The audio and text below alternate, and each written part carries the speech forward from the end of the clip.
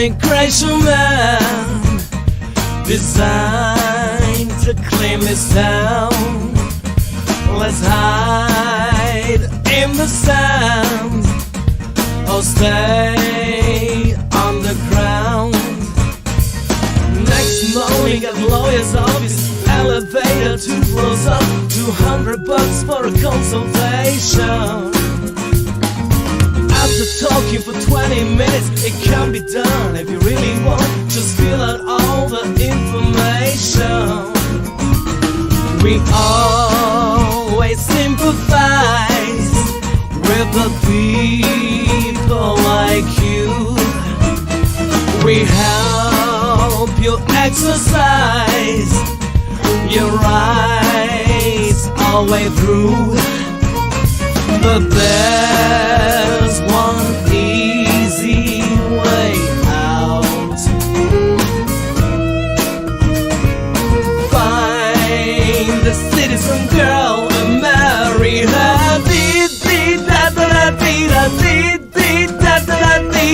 Help me here. Won't you be my, won't you be my, won't you be my green card bride? But don't say a word to the Arizona border, please.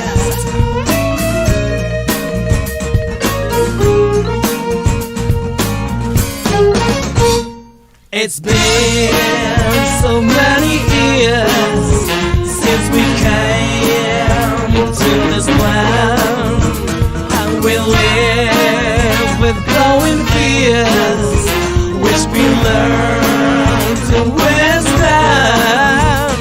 When opportunity even knocks, we can still unlock the door. In fact, we're ready to escape from the window.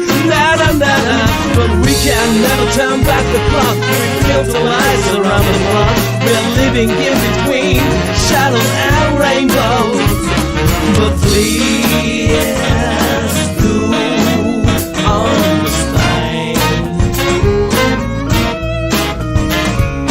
No one is proud to do this thing. But money talks. Won't you be my, won't you be my, won't you be my green card bride? But don't say a word to the Arizona border, please. Please.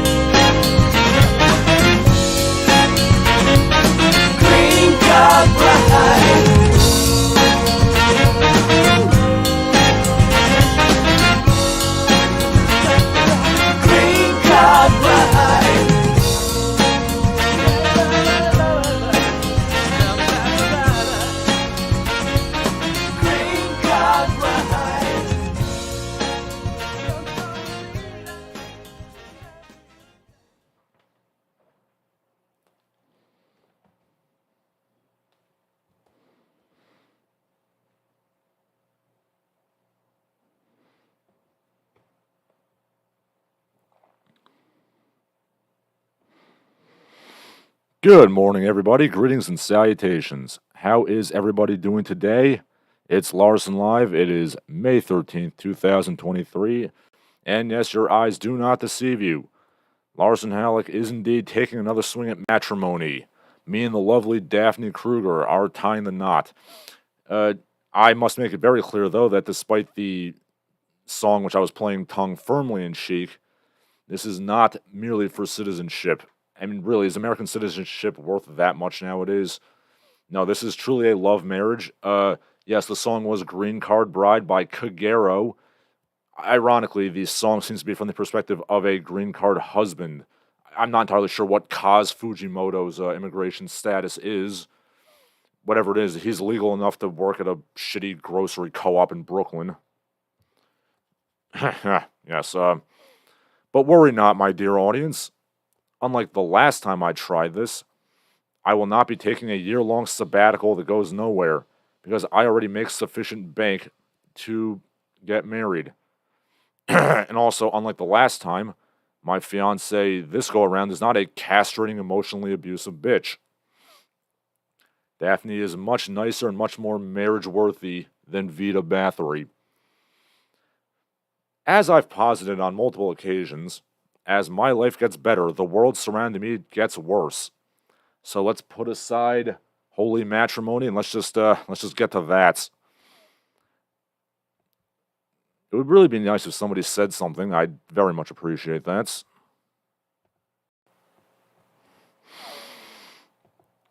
Yeah, so anyway, let's just get right to the news. More news on the subway strangling. Jordan Neely's, brat gone wrong. News about the news, actually speaking. Twitter has a feature called Community Notes, in which people can comment on, hashtags or whatever it is. And those, in turn, can be fact-checked and community noted, which are then added to Twitter posts if they feel that context is needed. I don't know how it works exactly. I mean, it's for blue checks, and I don't have a blue check, because I refuse to spend $8 on a blue check. But what does this have to do with the unpleasantness that occurred on the subway? A woman named Rachel Gilmore, whoever that is, she's a blue check, so obviously she's very important, much more so than me, made a post saying, and I quote, "Black men deserve to grow old, not be lynched on the subway." Yes, lynching is, of course, what's evoked here, because, I'm sure most lynchings happened when guys were actively, threatening and attempting to kidnap little girls. Anyway, Rachel Gilmore posted a picture of the whimsical Brappy in his Michael Jackson outfit, and she was community noted. The community note said that the video she posted of him, doing Michael Jackson impressions was 10 years old. In 2023, he was subdued not because he was moonwalking up and down the subway car, but because he was assaulting and threatening to kill people. He also had an active felony arrest warrant out and 44 prior arrests. That is what the community notes noted. Needless to say, Ms. Gilmore was not happy about this, and that pun was not at all intended.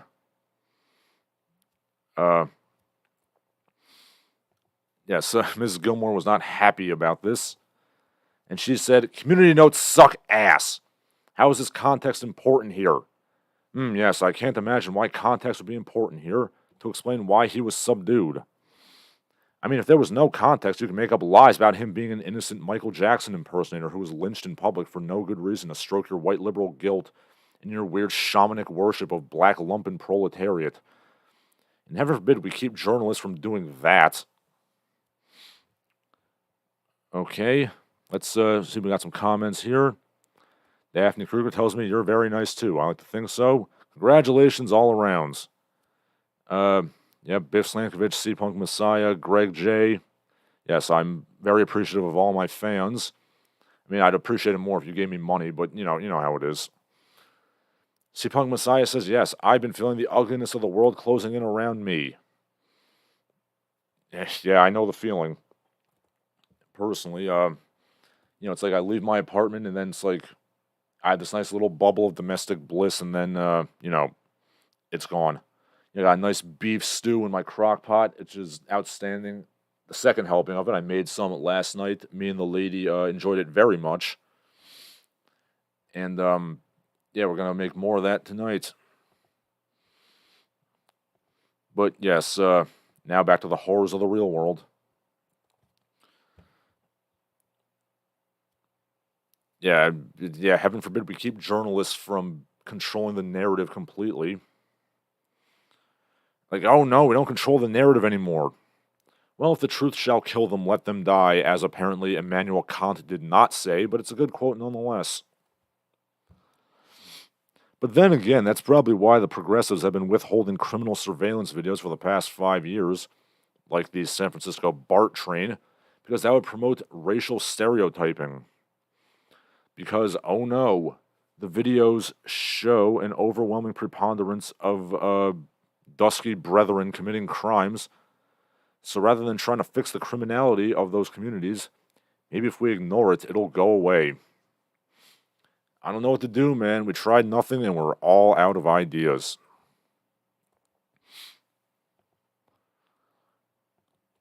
Related to this, kind of, Elon Musk posted a pretty famous meme where it's like interracial crime incidents, and the cameraman is focusing entirely on white on black crime, which is in fact the lowest one, rather than address whether or not that's true or not, which it is. People just started whining about Elon Musk's racism and failing to understand what per capita means. Yeah, seriously, the amount of people who don't understand that concept is very depressing. It's very depressing that people have totally forgotten middle school level mathematics. Allow me to enlighten you. Per capita means per head, per person. It is an average amount per person within the individual area. It is not a system that white people made up to slander black people, which is a claim that I see pretty frequently and depressingly. Yeah, can we require journos to take a middle school statistics course? By the way, Jordan Neely was also most likely on K2 synthetic marijuana, which has been shown to have some effects on stimulating and triggering schizophrenia. And in fact, when Galusha Pennypacker or whatever the hell the guy's name was done with the strangling, he lets go, and you can see in the video Jordan Neely was still breathing. He was probably seizing up, admittedly. But yeah, he was put into a neutral position, and then he died afterwards. Now that, of course, also leads into pictures of Daniel Penny being taken to court, and people are oddly simping for him. You call him he's the hero we need or whatever. I really don't think the guy's gonna try to claim he's a hero, because while I do think that it was probably the right thing to do, sorry, but yeah, I mean, I really think he would just prefer to be kind of humble and not have the attention on him, and especially not have weird, impotent, fat men simping for him. Oohing and awing over his chiseled Chad jaw, which is of course what it always boils down to. Why do you think I care so much about chiseled jawlines?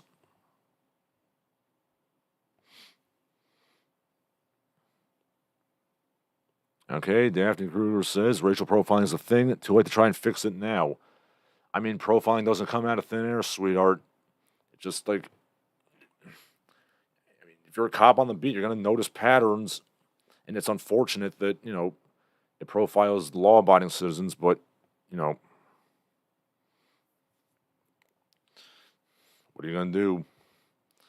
Biff Slankovich says, I think Caitlin Collins and Anderson Cooper not control the narrative this week on the ridiculous town hall of Trump.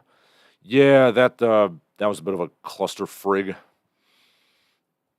I mean, say what you will about Trump. I mean, the man has been a media personality for 40 years.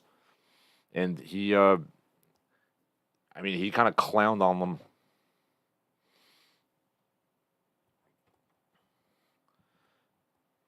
And, while we're talking about the CNN town hall, can I just say that, I really get annoyed when people, are like, oh, how dare you use the word thug? That's a word that was invented to demonize black men. No, it wasn't. Shut up. How many times do I have to tell people this? The word thug is derived from India. It has nothing to do with black people.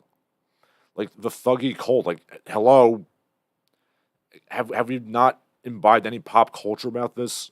Like, do people not watch Gunga Din anymore?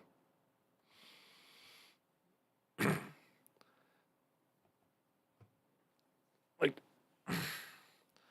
the amount of cultural illiteracy is astounding, and I'm really tired of it, to be quite honest. Especially when you work in media, you'd think you could, like, you know, not be illiterate media-wise and culture-wise. Just saying. Okay, let's see. What else do we have here? Oh, yeah, speaking of, I have a lot of things pertaining to this subway strangling. It all comes back to this. The media is like, oh my God, a black lumpen pro, fucked around and found out. We got to do great justice here. We have to, like, hijack everything. The media just revolves around this shit for the next few weeks. Anyway, in Cape Cod, a group of people found a great white shark that beached itself chasing a seagull. Occasionally, the large apex predators of the sea will throw themselves onto the beach to get, land prey. Not lampreys, land prey. A killer whale has been observed on several occasions beaching itself to get seals. And I was not aware that sharks do it too, but yeah, a shark was chasing a seagull and it beached itself. The nice people on Cape Cod pushed that great white shark back into the ocean. And somehow the chattering classes tied this back to the Jordan Neely thing. See, it ties back. And I quote, it's like, I hate white people so much. They will literally help a shark more than a homeless black man.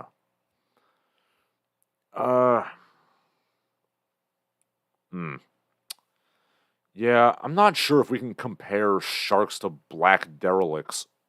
Or I don't know, maybe we can. Despite being only 13% of the ocean's population, sharks commit 52% of the oceanic homicide. No, I'm kidding. That's not true at all. Okay, in actuality, throughout the entire world, all sharks, all 500 species of them, kill about 10 people a year. And of that 500 species, only 4 of them are really dangerous to people. The great white sharks, tiger sharks, bull sharks, and oceanic white-tip sharks. Guess how many people black lumpen proles kill every year? The majority of their victims are also black people, might I add. And, sharks are also keystone species. When you see a healthy shark population, you're going to see healthy coral reefs, you're going to see healthy feeder fish. Sharks are, somewhat scary, but sharks are necessary for the oceanic environment. Remind me, are feral derelicts necessary for the environment? I don't think so. I mean, pretty sure that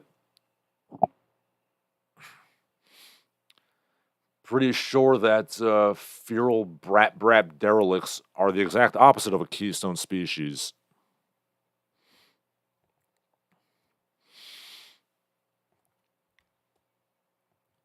But I don't know, man. I'm not a city planner. Maybe like screaming derelicts, like trying to kidnap 7-year-olds and punching grandma in the face. Maybe that signifies like the health of the subway system. It's like a coral reef, you see. And yeah, sharks don't push people in front of trains. Despite what Saturday Night Live and Landshark would tell you. So, yeah, I would save a shark before I would save like some screaming derelict. I'm sorry, but I'm not sorry. Also, fun fact, there are several places in the world where you can basically hand feed sharks off the side of a boat. It's like a tourist trap. I might have to do that at some point. But yeah, speaking of homeless brappies, another homeless man who, again, happens to be not exactly lily white. Yeah, Fred Innocent is his name. He was arrested for taking a dump on a gay pride flag and then wiping himself with another gay pride flag. Well, I'm sorry, looking at the story, that's not the gay pride flag. That's the LGBTQ plus pride flag, aka that fractal fuck spiral that completely destroys the visually appealing design of the rainbow flag. I guess Fred wasn't that innocent after all. But yeah, he was immediately arrested for this. Taking a dump on the LGBT flag is apparently a hate crime. I'm curious as to what would have happened if he wiped his ass on the American flag. Would he have been charged? Now, I want to make something clear. I'm personally in favor of being allowed to wipe your ass on any flag you desire, in the privacy of your home. Not in public because that's indecent exposure. But I have a sneaking suspicion that there would not be so much outrage if he crapped on the American flag. But, the LGBT flag, that just sets everybody off. Yeah, let's just change the flag. The United States is officially a gay country. I mean, that LGBT, fractal crap spiral, that is the American flag now.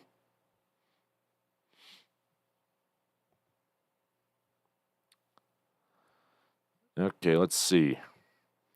Daphne Kruger says most shark attacks also happen as a result of curiosity on the shark's part.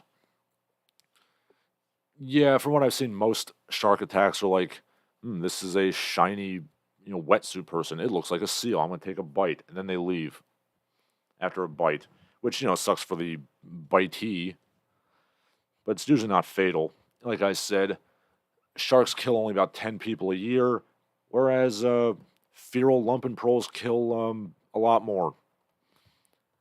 Base Lankovich says he saw a 6-foot sea turtle sitting on a chain in the Chicago River. It was a snapper. Yeah. I mean, I say I was not there. I can't vouch for it. But,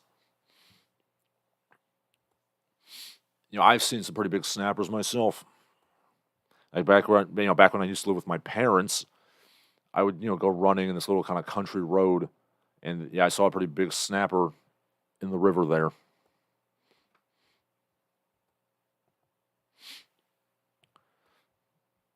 Yes. But yeah, let's stay on topic. Let's keep talking about our LGBT friends, and have some Twitter-related news about this whole Anheuser-Busch fiasco. The Anheuser-Busch company is still trying desperately to repair its image after the Dylan Mulvaney thing.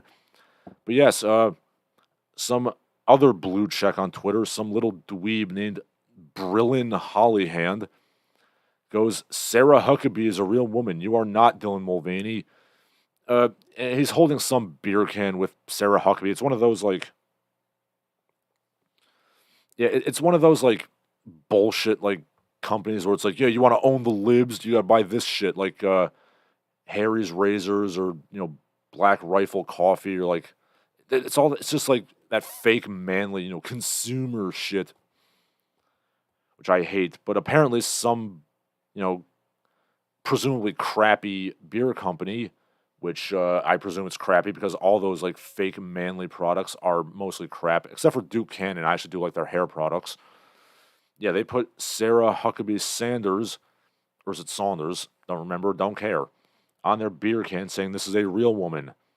While I do kind of agree with the sentiments, I still have an urge to stick Brilyn Hollyhand's head in the toilet. I mean, not the least reason is the idea of anybody using Sarah Huckabee Sanders as a paragon of womanhood. More to the point, what the hell kind of name is Brilyn?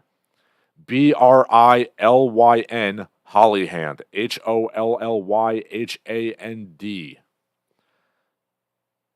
Unless you're from Middle Earth, nobody should ever be named Brilyn Hollyhand. And, yeah, this kid does have little toothpick legs, and I'm pretty sure my arms are bigger than. I think George Carlin was right. Soft names make soft people. And to think that, Carlin was making fun of names like Kyle and Todd and Tucker.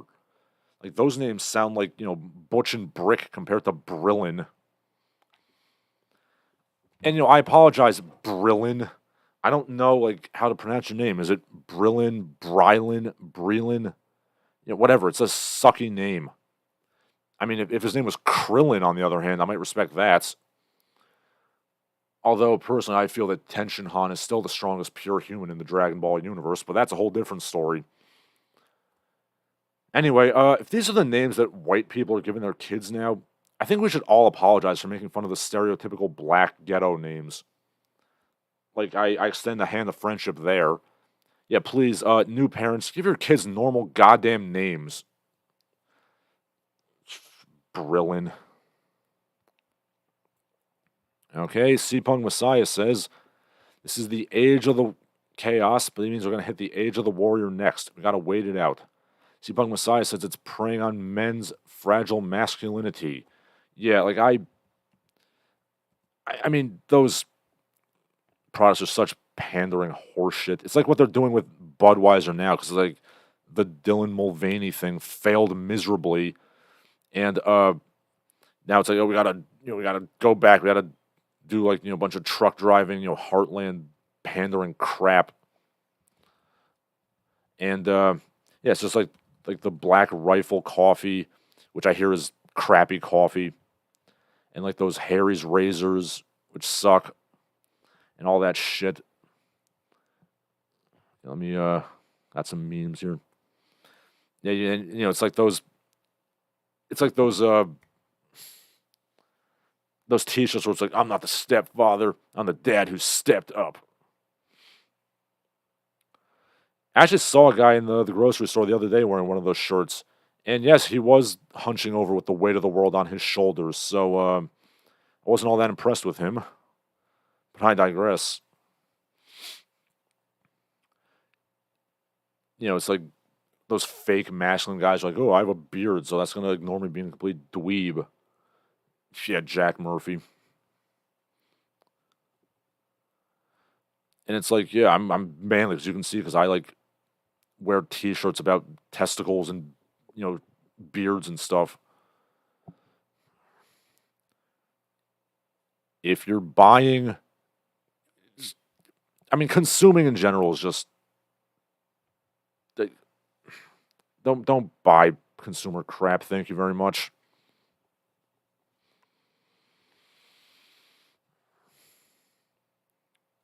And yeah, again, don't name your son Brilyn or like Jackson with an X, Jaxon. Unless you happen to be a green space rabbit, do not name yourself Jackson. Yeah, to some extent, I understand why the Star Wars Legend canon was rendered non-canon because it gave us brain farts like Jackson the Space Rabbit. But I digress. Anyway, yeah, continuing on with the dismal state of America, there was a mass shooting in Allen, Texas, committed by the avowed white supremacist Mauricio Garcia. Yes, one of 3 mass killings this week, 2 of which were of illegal immigrants by illegal immigrants. I don't know about Mauricio Garcia's immigration status, but he killed a bunch of white people, which is very strange for a white supremacist. But the question is, was Senor Garcia listed as being white in these statistics, despite looking like an extra from Apocalypto? Yes, he was. For you see, in many districts, Hispanics are classified as white because of a concerted effort from LULAC in the 1930s and 40s to essentially be considered white back when there was clear white privilege. As such, there was never segregation of Latinos in the same way there was for black people. Yeah, well, yeah, I've talked about this before, but yeah, there was clear white privilege and, dare I say, white supremacy back in the day. Fair enough. I've never said otherwise. And nowadays, there clearly isn't, as illustrated by how, Hispanics and Arabs and Persians are fighting really hard to not be white nowadays. But many jurisdictions still haven't caught on to this, especially in more rural areas, so the stats are all wonky. I mean, you can look it up yourself, and like when they arrested Mauricio Garcia, it very clearly says like on the booking sheet, age 35 years old, gender M, race white. The Washington Post, on reporting on this story, posted a random picture of some white man in a baseball cap who is not Mauricio Garcia. But I forgot, we have to think in terms of multiracial whiteness. So even if you're not white, if you think bad thoughts, you are white. And yes, apparently Mauricio Garcia had a swastika tattoo. I mean, there's a cartel that literally forces its soldiers to dress like crusaders and Knights Templars, so I don't know if that really means anything.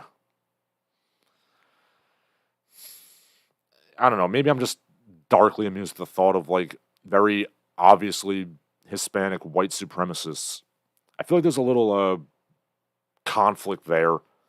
And yes, I'm aware that for convenience's sake, Mexican cartels will team up with, white supremacist gangs to team up against, greater foes, usually black gangs, from my scant knowledge of prison gang culture, but I don't think that's quite the same thing here. Okay, Shinseki Evan says Jackson the Space Rabbit is better than Jar Jar. Well, yeah, that's true. I mean, the Ewok adventures are better than Jar Jar, but that's a whole different story. I will say this. There was that famous thread on Reddit where it was saying that, like, Jar Jar is actually secretly, like, the evil mastermind, like, kind of manipulating events. And if they went with that, I honestly think that would have redeemed the character. And dare I say, the evidence is actually pretty convincing, I'm not gonna lie.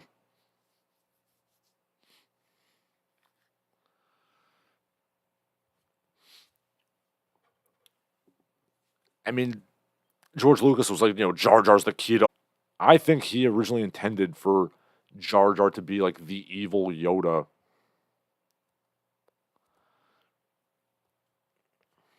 Okay, C-Punk Messiah says, with regards to a Hispanic guy getting a swastika tattoo and things like that, does it have anything to do with the Nazis fleeing to South America? I mean, it might. Then again, bettering the race, mejorar la raza, was a doctrine in Latin American culture, long before the Nazis. Like Trujillo, actually, in the Dominican Republic, he did a lot of that. And that was in the 30s, so it was concurrent with the Nazis. So, I feel like it existed there in the past, certainly, but, the Nazi rat line certainly did not help. But I digress. Actually, related, speaking of Latino white supremacists, quote unquote, Nick Fuentes was made fun of for being a closeted homosexual at CPAC and got into the pissiest little fist fight you can imagine. Like, I mean, the guy called him a quote unquote cum hunter, and he's not entirely wrong. So yeah, we're running the gamut on Latino masculinity here, from like hardened cartel soldiers to, little pissy like femboys. Okay, let's see. So here's Nick and the guy, like they're doing like a test of strength, like pro wrestling. Then the guy like throws this little the other guy throws this little pissy front kick. Okay. And then Nick throws like these kind of limp wristed like palm punches at the guy. And then he puts his fist up at chest level, and then it gets broken up. All the while, Nick is wearing like rain galoshes. I mean, I don't know if it was raining at CPAC, but I guess it was. Or maybe he just wants to dress like Kanye West.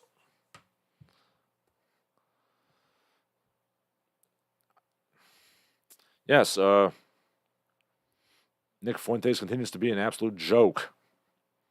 I don't understand why anybody would ever take this guy seriously. Now, obviously, not everybody trains in martial arts. Not everybody can be a good fist fighter, but the way he spurred out at the guy, and all because the guy made a gay joke at you. I mean, is that wrong? Like, is Nick not officially gay? I mean, is he still in the closet?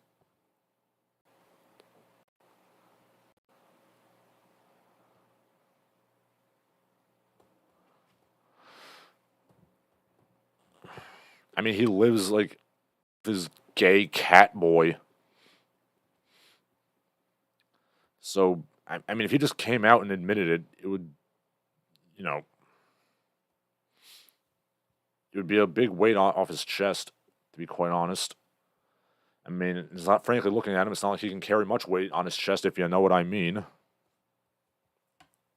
Ponythroat says, closeted. Also, hello, Ponythroat. I was missing you. Ponythroat says, Nick Fuentes, the fudge pack at CPAC. Yes, well said. I mean, the guy who was insulting him really could have gone with the CPAC fudge packer, or the CPAcker, if you will. It would have been a much more witty joke than just calling him a cum hunter. I mean, it's true, but, you know, put a little effort into your insults, good sir. Yeah, that was embarrassing, Nick.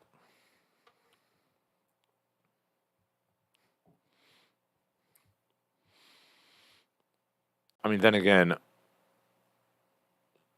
Nick Fuentes is just embarrassing in general.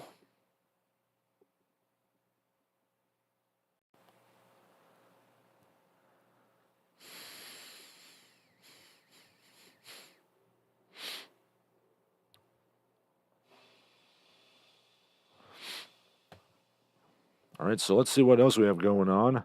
Just let me look at my notes here that I've written. But yeah, speaking of alleged white supremacy, Vice is going back to the old talking point that, and I quote, neo-Nazis are forming weightlifting and martial arts clubs, fight clubs, white clubs, if you will, and therefore fat shaming and getting in shape is white supremacist. Now, there is some speculation, looking at my own experience and looking at some other data, that as a man gets physically stronger and in better shape, his politics do shift a little bit rightward. But I think it's wildly counterproductive to associate fitness with right-wing politics. Hey, wait, man, what are you going to the gym? What are you, a Nazi or something? You should stay home and smoke weed and shove, cookies down your throat, bro. Yeah, fitness is fascist. Reading books is fascist. Listening to classical music is fascist. Being into art is fascist. Well, I guess I'm a fascist then. I mean, amazing how somebody who is basically a 1980s era liberal is allegedly a fascist. I've only been called fascist once. I got into a little bit of a tiff with a woman, about a year ago on the dating apps. She called me a fascist, and I wasn't really into that. I mean, she was kind of like this hardcore militant feminist, which I only found out after talking to her, but I digress. But yeah, this attitude is probably not helping the obesity epidemic. Like, if you get in shape, you're one of those evil right-wing white chuds. You don't want to be a chud, do you? And how do these cultural commentators square the circle with regards to communist governments having dominated Olympic weightlifting for the past century? Communism, extreme left-wing governments. They've been absolutely crushing it in terms of weightlifting, right? I mean, first the Soviets and now the communist Chinese absolutely dominate Olympic weightlifting. But then again, I'd hardly be the first one to point out how spindly and weak the average Western communist is compared to the average, Eastern communist. I used to have a meme in my meme reel, which I removed because Susan doesn't like politics. It was comparing the, Russian communists of the 1950s to the American communists of the 2010s. Let me pull this up, and I will in fact put it in the chat if I can find it. It's going to take a little while. Where is it?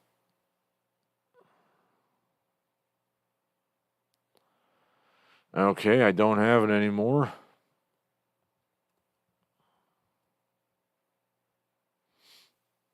Let me see if I can find it on Know Your Meme. Okay, Ponythroat says, alas, not everybody can have the sharp wit of a fucking internet horse. Well, I mean, those are the wittiest of people. C-Punk Messiah says listening to black metal is also allegedly fascist.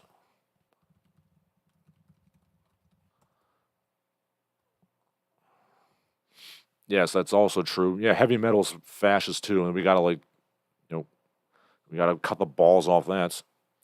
Ponythroat said the commies had better steroids. Yeah, I mean they certainly did have like doping programs, but let's not pretend that let's be honest, like nobody who competes at sports at the highest level is clean.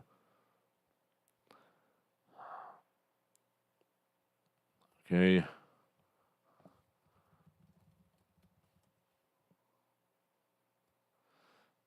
There's not a single person who competes at the highest level of athletics that's clean. Like let's make that very clear.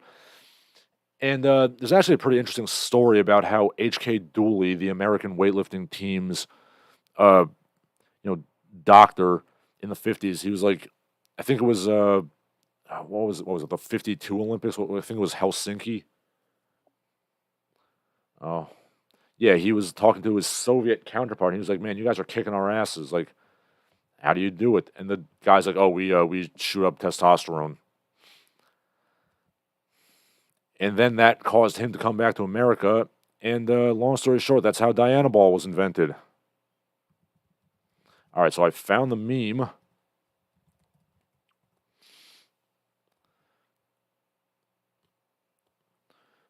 But yes, see, Punk Messiah, the average American communist nowadays would be in the gulag. Yeah, there's a lot of good memes about like how pathetic and lame Western communists are.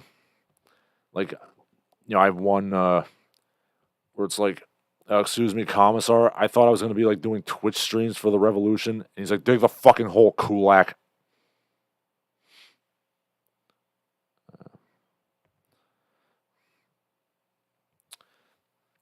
Yeah, so it's like Russian communists versus American communists. The Russian communist, all things considered, seems like a pretty stand up chap. I would certainly rather be with the Russian communist than the American communist.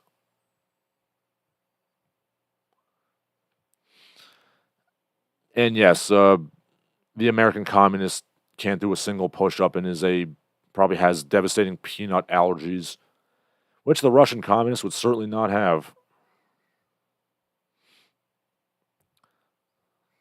Yeah, I'm all about this.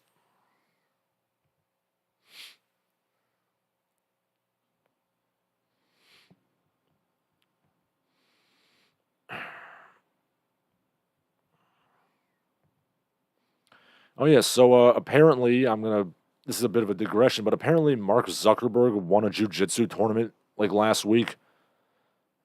I mean, I guess it's good for him that he's occupying his time with things other than ruining the internet with his crappy metaverse. Which I'll have to be talking about in a little bit. But it's good for him. It's good that Mark Zuckerberg is not being a weird lizard-like dweeb, and he's actually doing something physical nowadays. Good for you, Mark Zuckerberg. Let me just delete this here. Yes, moving on. Let's see. But yes, I've always said communists are good at exactly two things: music and weightlifting, and I combine the two. I mean, nothing gets me ripping the good deadlift in the gym like the Kazakhstan national anthem. The real one, not Borat's version. I've had to explain this many times. Yeah, so speaking of sports, every so often, the chattering people will talk about the women's sports. Why aren't women's sports as popular as men's sports? We have discussed this issue on the stream about a year ago. I was at the gym the other day, and for whatever reason, the television was showing women's track and field. And, I'm really thinking that would be a good candidate for a sport to get men interested in women's sports. Women's track and field or athletics, if you want to be European about it. And yes, it is entirely for piggish sexual reasons. Women's track and field, federations require the women to wear sports bras and bloomers for completely sensible reasons, I'm sure. But hey, an audience is an audience, and lots of dudes were watching it in the gym. Uh, these are, very athletic women. They are, at the risk of me sounding like a pig, they're not hard on the eyes. And I think we have to face facts that, like, a lot of men's sports that are popular are like simulated warfare. And for the most part, the ladies' sports that are popular are like athletic beauty contests. And, again, this is something that men and women are equally at fault for. Because, like, women, women aren't watching women's sports. Like, it's like Bill Burr has that routine about, like, women that want to watch women's sports, they're watching, like, those Real Housewife whores, like, cutting each other down. Like, that's the shit women want to watch. But, I'll give you an example. Does Olympic beach volleyball need the women to wear bikinis? I mean, probably not. But if they were wearing wetsuits, would anybody watch? Well, actually, they might, but I don't know. Again, if they were wearing burlap sacks, I don't think anybody would be watching. And as Daphne knows, I use burlap sacks in many metaphors. And for the record, I still argue that beach volleyball as a sport was just an elaborate conspiracy to get women to put on bikinis and jump around, and I refuse to believe otherwise. And yeah, I know that there's allegedly men's beach volleyball too, but who the hell wants to watch that? Nobody. I mean, not unless you have Kenny Loggins and a gallon of baby oil being involved anyway. It's a game of men, but girls can play too. Do the kids even know anything about Top Gun other than, like, homoerotic volleyball? I don't think so. All right, yeah, so more on America's irreversible decline. Actually, but first, let's look at some comments.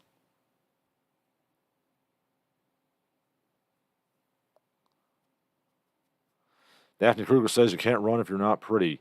Well, I mean, again, I don't think that's not true, but, like, for whatever reason, that's like I don't know the logic behind making the women dress that way in women's track and field. And I know, is it morally wrong to ogle them? I mean, probably to an extent. But I'm just noticing, like, men watch that. You go on the YouTubes and there's millions of hits on women's track and field. There's something's happening here. Daphne Kruger says burlap sacks are hard to come by. Are they really? Let me look up how much a burlap sack costs. Let's see. I can go to Uline. Let's see. I get a bundle of 100 burlap sacks, 12 by 20 for $77. So they're really not too hard to come by, my love.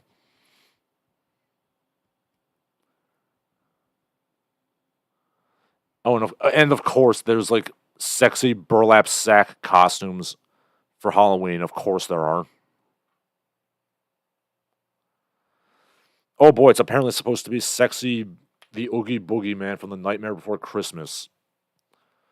Oh boy. You're joking? I can't believe my eyes.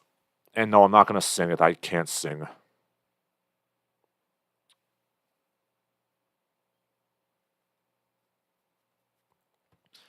Daphne Kruger, apparently having seen Top Gun Maverick, says it's football now, and Miles Teller was a hero in that scene. I still haven't seen Top Gun Maverick. But, I'm glad that there is some kind of homoerotic athletics in that movie, because, what would that movie be without oiled up, sports ball of some kind? C-Punk Messiah says, what would happen if men and women competed together? Would it weed out the biggest and strongest women who can compete with men? I think it would, honestly. Like, all right. make no mistake about it. Like, there are women who are more athletic than me. They're stronger than me. You know, when I train in jujitsu, there's girls who are like better than me.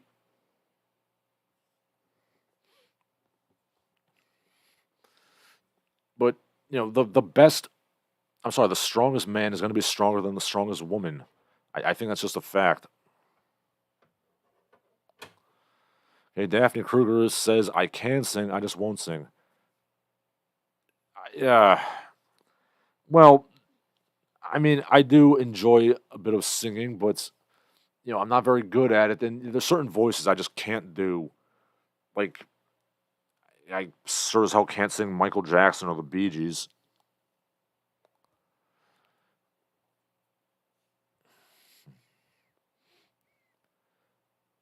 After chasing sunsets, playing with the boys. Yeah, see, I can't do Kenny Loggins. All of life's simple joys, playing with the boys. I don't want to be a test of my desire. Yeah, it's not good.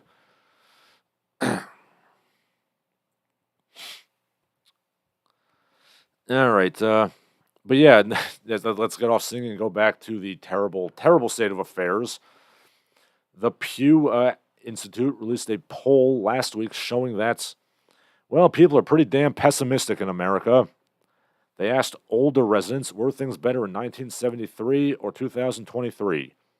The majority overall said yes, and an overwhelming majority of white people said yes. Bear in mind that when I say majority, I mean majority across demographics.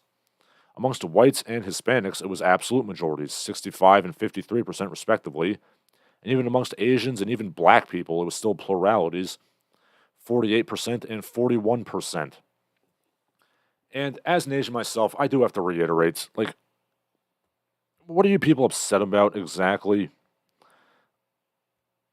I mean, you're actually, no, I take that back. Like, it's while the average Asian income is much higher than the average white income, yeah, I mean, I think they can recognize that the state of the country kind of sucks too.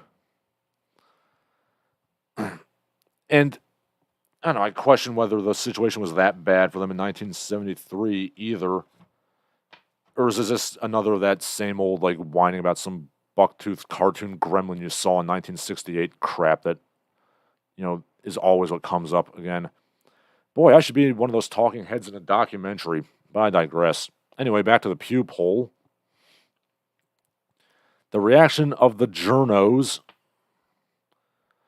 was stunning and it was stunned horror. Like, how dare you say that we're not living in the best of possible worlds? The Atlantic magazine says this is stunning. It is not objectively measuring quality of life. The economic data suggests that we are better off. Ah, yes, the old stonk line is going up, so therefore everything is better argument. Yeah, just ignore, the decline of the society, increase in crime rate. The stonks are going up, so all is well. Yeah, real median income has basically not increased since then. The culture sucks. Crime rate's going up. People can't afford houses. Need I go on? I think I've discussed this before. But, yeah, I've discussed this before. But in 1979, let's just go back to the 70s for a second. You know what the number one movie at the box office was? It was Kramer versus Kramer, a goddamn domestic drama. Yet no violence, no action, no excitement. A domestic drama about a divorcing couple's custody battle over their son. Something that was specifically culturally relevant to the United States. Yeah, I'd like to see a low-budget family drama sweep the box office nowadays.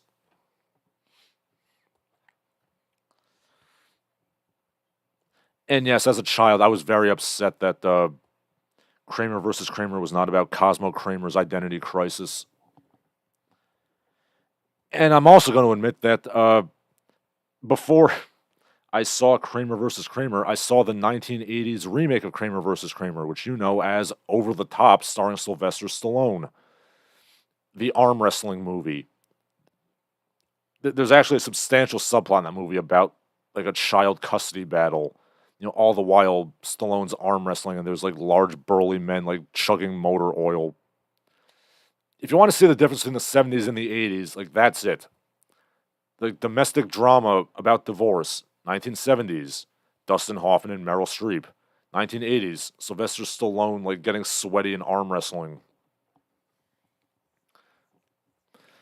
Yeah, bear in mind that these are the same people who whine about how much America sucks nowadays, and rightfully so. A specific, left-wing critique, which I agree with to a large extent, is the decline in unions, the rise in mass shootings, decline in education standards, etc. Yeah, so like the people are noticing this too, and they're upset at people being upset. Don't you dare notice, peasant. You're noticing for the wrong reasons. I would be surprised that these alleged liberals are, stonk worshippers, but I'm not. Just focus on the economic data, Ray. Okay, let's see. Biff Slankovich says Barry White's. Yeah, when you have a voice like mine, you're stuck singing. You can sing either Barry White or like Russian army choir songs for the rest of your life. C Punk Messiah says it would bridge the equality gap. Trans people could compete without a fuss. But then Daphne points out somebody will find something to complain about. Yeah, probably. Ponythroat says, shit sucks, yo. Research. Yeah, that's about the extent of the research there was. And it's not wrong. It's not wrong. Ponythroat says, custardy battle, the flavor from Ben & Jerry's. Get it? I sure do. Give me 1 second. I'm going to coffee up and also go to the bathroom.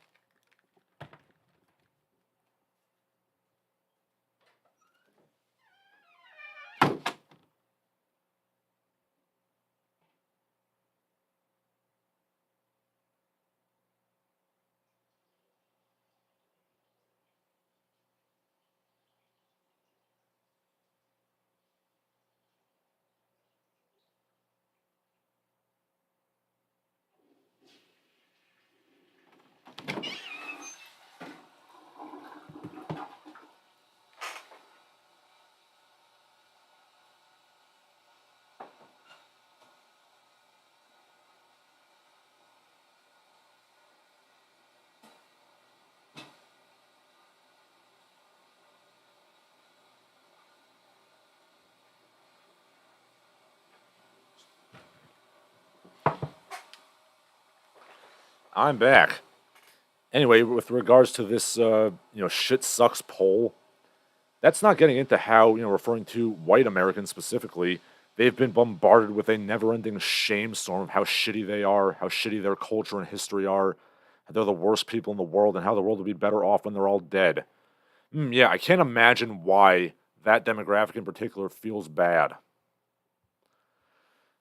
Perhaps not coincidentally, another survey in the Wall Street Journal looked at trends in what Americans value compared from 1998 compared to today. The results are not good. Things like patriotism, the Protestant work ethic, religion, family, community involvement, they've all plummeted from 1998 compared to today. You know what's gone way up? Making money, stacking that paper. Yep, that's it. That's modern America. Fuck society, fuck family, fuck any semblance of a unified culture. Just stack that paper. I hate to sound like some nostalgic old geezer, but yeah. In this country, we didn't always worship billionaires in the stonk line. We also didn't have more than 50% of families getting divorced. And, as shit gets progressively suckier, they're going to, continuously bombard us with, oh, it was always this way. Actually, chud, society was never better than it is now. How dare you say otherwise? Shut up, chud.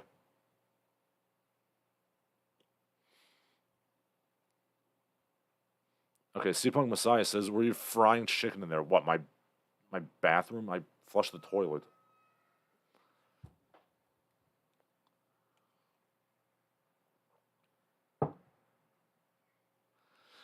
As I've said, my desk is right next to the bathroom, and my microphone points right at the door. So, yeah, I should have muted the microphone.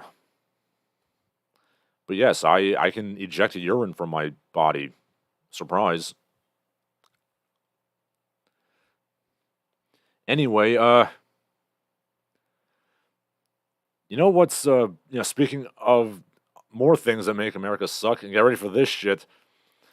The California Reparations Panel, I pause for effect because we all know where this is going, agrees on $1.2 million for all black residents. Now, bear in mind that this is not the government panel. This is a panel that was discussing reparations.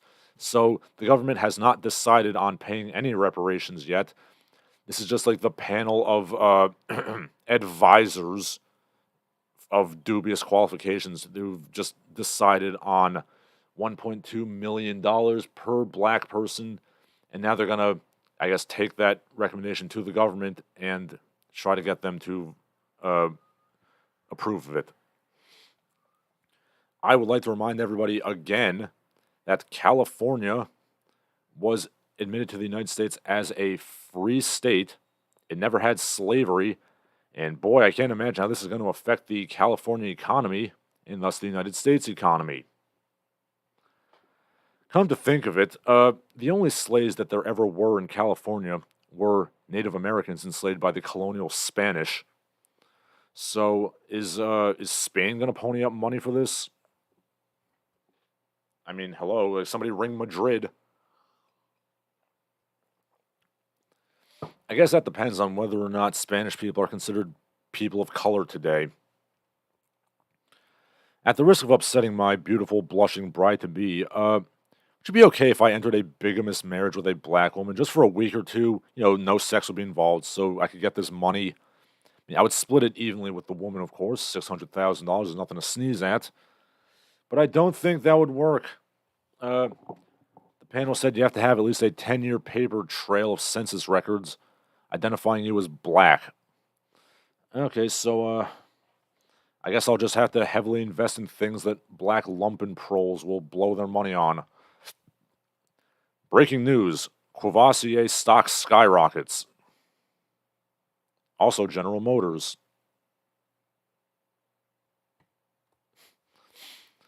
Ponythroat says Larsen went for coffee in his bathroom. That's the exact configuration CWC used. No, I very silently walked to the coffee pot.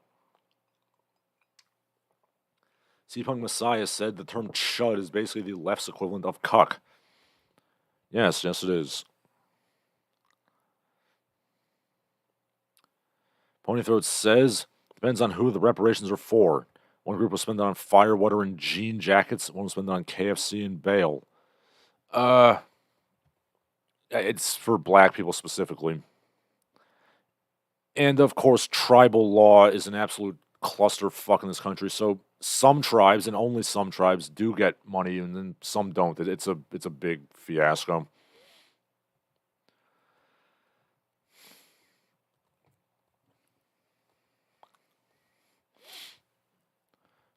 Yeah, so invest in General Motors stock. Whoever makes Cadillac's General Motors, right? It's let me look that up. Shows what little I know about. Yes, Cadillac is the General Motors because Escalades are gonna goddamn fly off the shelves once those reparations come in. Let's see.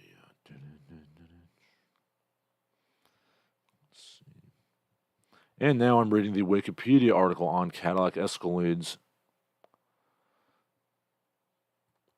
Okay.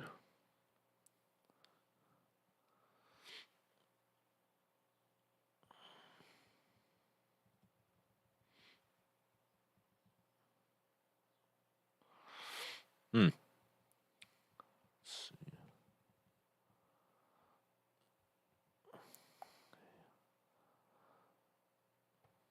Yes. Okay, Daphne Kruger, who is technically African American. Yes, she has a 28-year paper trail. Want to use that? It might just work. Again, I mean, I don't know if that would work, but it's worth a try. And yes, Cadillac is General Motors. Yeah, so I mean, I guess that's how I'm going to profit off this whole reparations, crap fest. In other American news, video footage is in. Hundreds of thousands, not millions of illegal immigrants are rushing across that border because that whole Title 42 thing Biden did. Now, Representative Hank Johnson, Democrat from Georgia, says we should allow all these people across the border. These are the people who make our food and clean the floors. By the way, this is the same Hank Johnson who thought that putting 8,000 more people on Guam would tip the island over because, islands are just pieces of cardboard that float in the water. But more importantly, it's nice to see the establishment is going back to the old argument of we need peon laborers to do the jobs you don't. I use the term peon specifically because that's more culturally relevant to the burgeoning Latino population instead of slave, which is more American, white American specific. Peons and peonage were essentially glorified slavery in the Spanish colonial period. So yes, I will use peon because I'm respectful of their culture. But yes, it's the old argument of we need these peons to do the jobs you won't, instead of the new argument, which is immigration is your punishment for your ancestors. Because at least with this old argument, they're at least kind of implying that the immigrants do something useful instead of the other argument, which is honestly pretty offensive. It's like likening them to the plague or something. Not that this argument's much better, that we need millions of illegals to do unskilled stoop labor. For the record, I have done unskilled stoop labor. I've moved furniture, I've worked in kitchens, I've laid tiles and mixed concrete. I am an American who has done much grunt labor, and I don't want to hear this goddamn bullshit about the Americans don't want to work. No, Americans are quite willing to work. They just want a decent wage. And that last fact is what upsets the powers that be. Bear in mind that this argument is pretty ubiquitous. Nancy Pelosi said the same thing. If we don't have illegals, who will pick the crops? And then a couple years ago, Kelly Osbourne on The View did the same thing. And this is a direct quote. Hey, Donald Trump, if there's no Latinos, who's going to clean your toilet, huh? Yep, that's what they're good for, just cleaning toilets and moving warehouse pallets. I'm a tolerant progressive. Yeah, by the way, go look up that clip of Kelly Osbourne. She thought she was being this awesome, rhetorician. She literally pauses after she says the last word, and she's clearly awaiting applause that never comes. The other squawking hens on that terrible show are like, Kelly, are you implying that all Hispanics clean toilets? And then for the next 2 minutes, she's just kind of like fumbling and trying to cover for what she said as she slowly realizes how offensive that statement is. But yeah, this argument annoys me dearly. No, we need a permanent underclass of stoop laborers so we can pay peanuts. What do you mean pay American citizens a fair wage? No! Yeah, I don't understand why this is not known by everybody. Even Cesar Chavez and the UFW knew this, which is why they were vehemently against illegal immigration, because by definition, illegal immigrants are the ultimate scab labor, which is probably why nobody talks about the UFW anymore, which, if you haven't noticed. All right. Let's see some comments. Ponythroat says, boot polish and a 10-year criminal record would work. Aha, I have a clean criminal record, sir. And yes, I have discussed how I occasionally have to shoplift. I never got caught because I'm damn good. Yeah, I was like Aladdin, just going up and down the streets, taking food. Yeah, one jump ahead, fool. C-Punk Messiah says, white liberal racism is alive and well. Yes, it sure is. Ponythroat says, they eat Mexican food. You got to be very good at cleaning toilets. Well said. There's also Here's a radical gesture I've thought of. Maybe you could like clean your own toilet and mow your own lawn. Both of which are two things that I do regularly. Well, clean the toilet. I don't have a lawn. But back when I did used to have a lawn, about 5 years ago, I did mow it.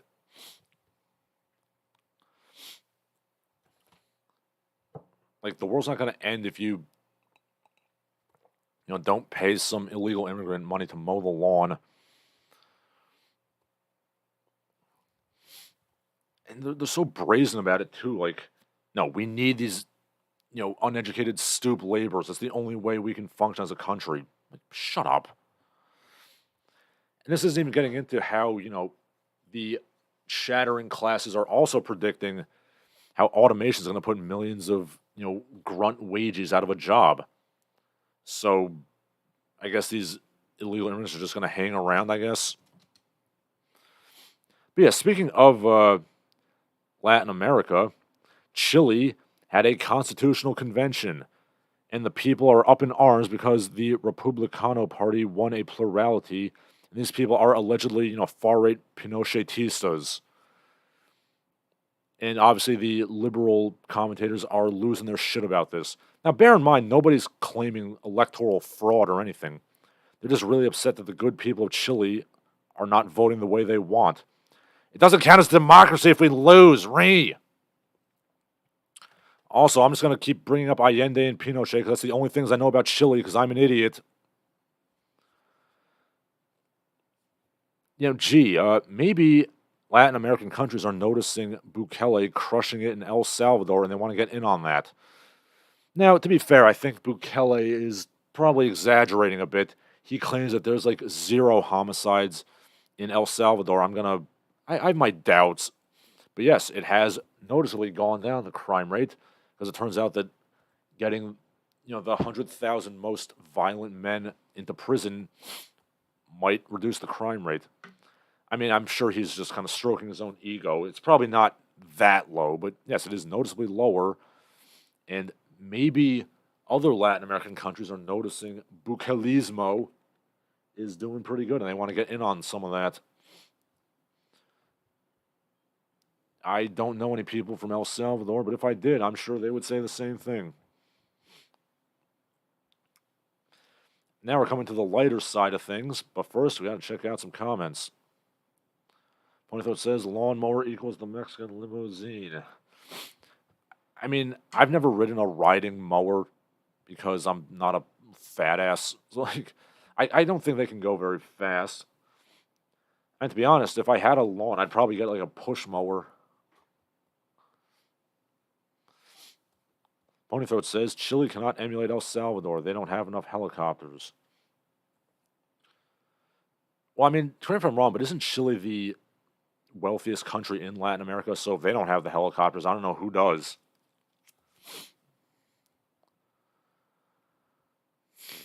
I mean, they're certainly wealthier than El Salvador.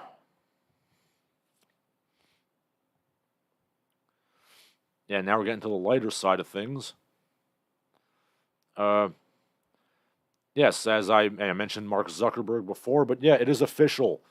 The Metaverse is a massive failure. Why? Probably because it sucks. Seriously, the Metaverse sucks really hard. The avatars look like Nintendo Wii avatars, but even worse, because you can't do anything but just sit around and jaw-jack about NFTs or whatever. I mean, at least Club Penguin allows you to throw snowballs at each other. Yeah, like, Meta has literally never had more than 1,000 people on it at once. No wonder it failed. I mean, from what I gather, the Metaverse was just an elaborate, like, Ponzi scheme. Or, like, I don't know, maybe Ponzi scheme's not the right word. It was like, everybody thought it was going to be some big deal, and then it went nowhere. Like, Eminem and Snoop Dogg invested in, like, big Meta mansions or whatever. I mean, hundreds of thousands of dollars, and just shat the bed. I mean, I'm sure it's not a major investment for them, but yeah, they're going to lose a pretty penny on this. Yeah, screw the Metaverse. All right, and finally, the Habsburg family has a WhatsApp group. That's it. That's the news. Presumably, the Habsburg WhatsApp chat, WhatsApp, is also a dating app. Just kidding. I don't think the family is disgustingly inbred anymore. Yeah, after Charles II, El Hechizado, that you got to take a step back on diddling your cousins. But yeah, in all seriousness, I'm sure they're in contact with other royal families around the world, but it's still kind of sad to see them reduced to this. The eternal imperial dynasty reduced to a WhatsApp. Kind of sad.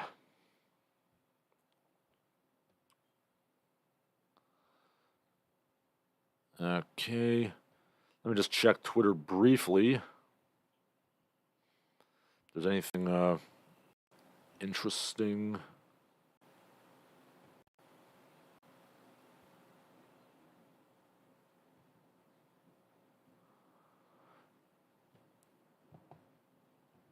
Okay, nothing really interesting on Twitter right now, except for some crank claiming that, like, these Zelda and Mario franchises are Masonic. But somehow Sonic the Hedgehog is not Masonic.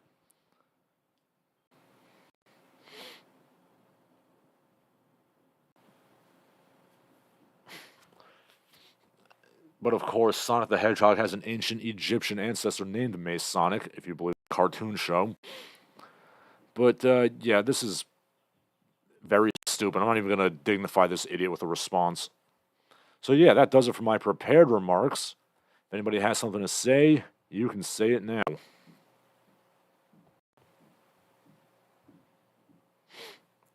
Let's see. Ponythroat says, when he was a foal, we trimmed the lawn with a pair of kitchen scissors. That was very twee of you, sir. And yeah, some people do trim the lawn with scissors just to get like a perfectly even cut. I don't know why you didn't munch that grass down, Pony Boy. Ponythroat says VR chat is better. The Metaverse isn't even 60% furry RP. I mean, literally any MMO would be a better Metaverse than the Metaverse.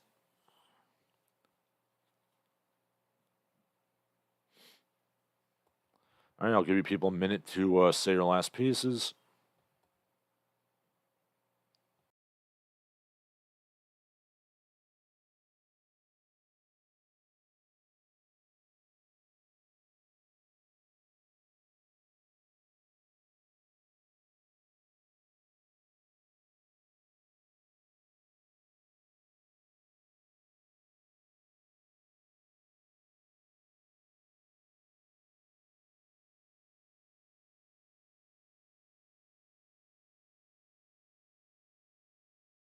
Ponythroat says we didn't trim it with scissors because we want it to be perfect. We did it because we didn't have anything else to trim it with. Again, if you really need to get like micro perfect trims, like you really should just get a goat. Ponythroat says it's food or a law, not both. I mean, one must be efficient with the resources you have, sir.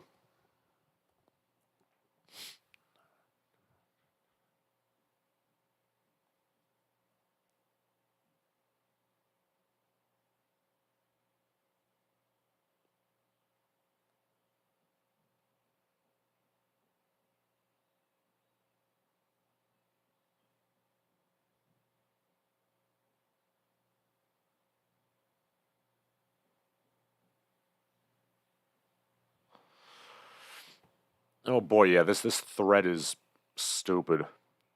About like the Masonic symbolism of Legend of Zelda.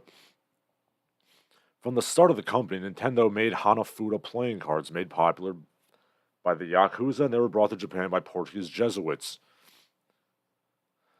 Majora's Mask is a retelling of The Magic Flute. Die Zauberflaute is Masonic. This is so goddamn stupid. I might have to. Okay, yeah, so C-Punk Messiah is like, I got a kick out of Masonic paranoia. I've been checking out my local Freemason chapter, and that kind of shatters the conspiracies a bit. Yeah, I mean, the Masons are just a bunch of middle-aged men who drink beer and wear funny hats.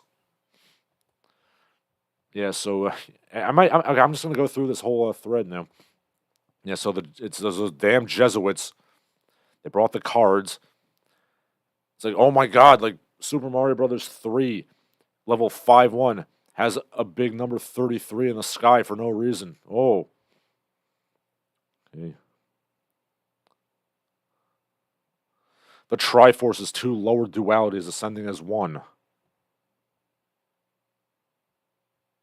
Huh. Okay. Horus's eye is green, and so is Link's tunic. Okay,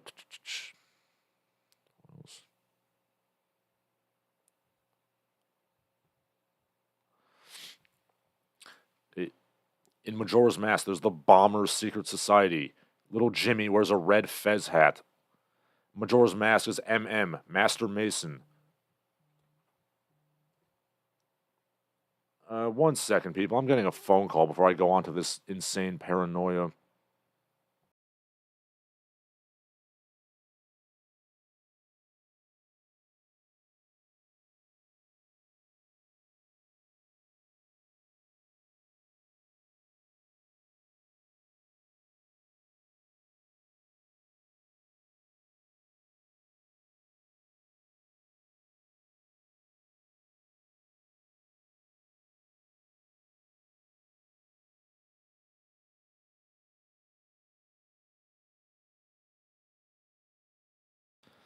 Oh, yeah, well, so anyway, that was a stupid phone call. But yeah, he's like, Jim wears a red fez. No, Jim does not wear a red fez. It's a bandana, you idiot. How do you confuse a bandana for a fez? Yeah, give me 1 second. I'm gonna go look up little Jimmy.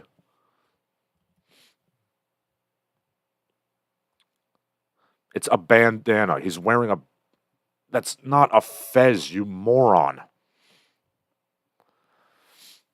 Yes, Ponythroat says in Germany, Ocarina of Time was Das Flutenduten. Yes. Ponythroat says Princess Peach's castle in Mario 64 looks like a Masonic hall. Why? Because it has checkerboard like floors. That's a bit of a stretch, dude. Okay, let's move on with this stupid crap. Okay. The tears of the moon symbolize Ice's tears in the flood. Okay. There's a rainbow in the game. Wind Waker has a great flood. Ancient glyphs. Breath of the Wild is a retelling of the story of Nimrod. Nintendo says all three of these Zelda timelines come together in Breath of the Wild Unity. Perhaps the wild is the wild animals after the flood. And the game was released, dun dun dun, March 3rd, 33. It should be interesting to see how the symbology continues in the newest Zelda game, Tears of the Kingdom. Perhaps there will be more to unpack. Yeah. I still haven't played Breath of the Wild because, I mean, I don't have the time to play video anymore. I mean, I want to, but I just don't. So, yeah, I think this is all a bit of a stretch, to be honest. And for the record, a lot of Japanese media does kind of use like Western occultism just because it looks cool, similar to how Western media will use Asian stuff. So you'll see in like anime and video games, you'll see references to like Rosicrucianism, the Countess Saint Germain, or Masonic ritual. So if there is any Masonic symbolism in the Legend of Zelda franchise, I'm sure it was just like, hey, it looks cool, let's put it in.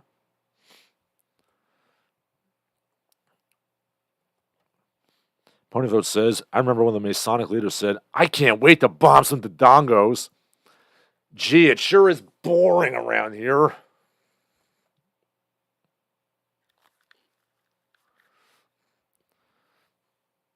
C-Punk Messiah says, people who see false symbolism in things must be paranoid as hell.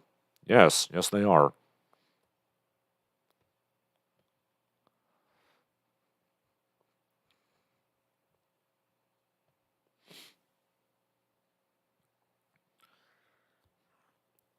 I mean, geez, and I remember when like urban legends about video games were just like, L is real 2401 or like beating the mailman. Yeah, I'm gonna keep an eye out for that Masonic symbolism in Zelda. Not.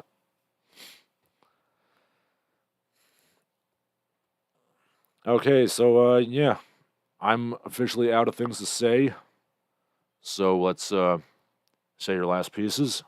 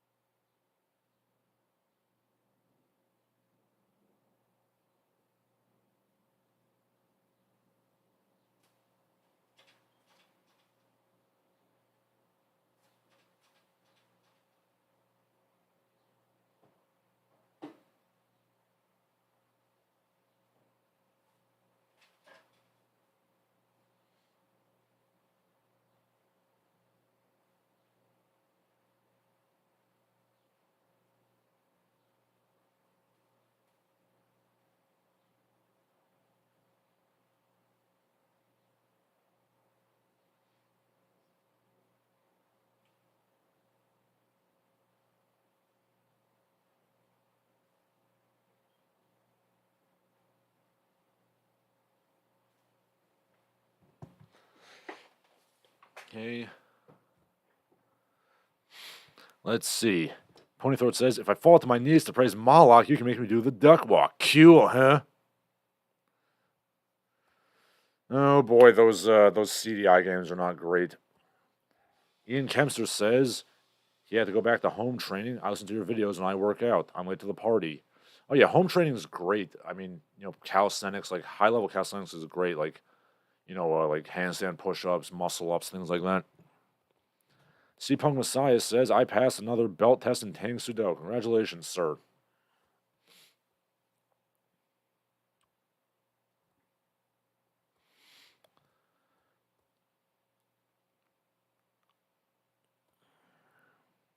I think I'm about up for a stripe added to my belt in jiu-jitsu myself. Just kind of inferring from what the master said.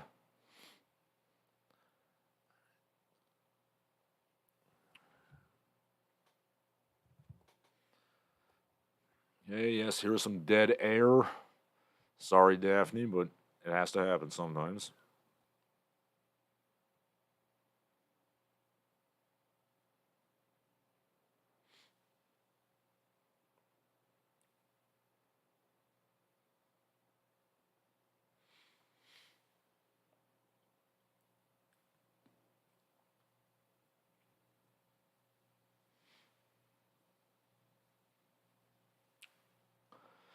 All right, seems like nobody has anything else to say. So for Larsen Halleck, I'm Larsen Halleck. All of you have a good day.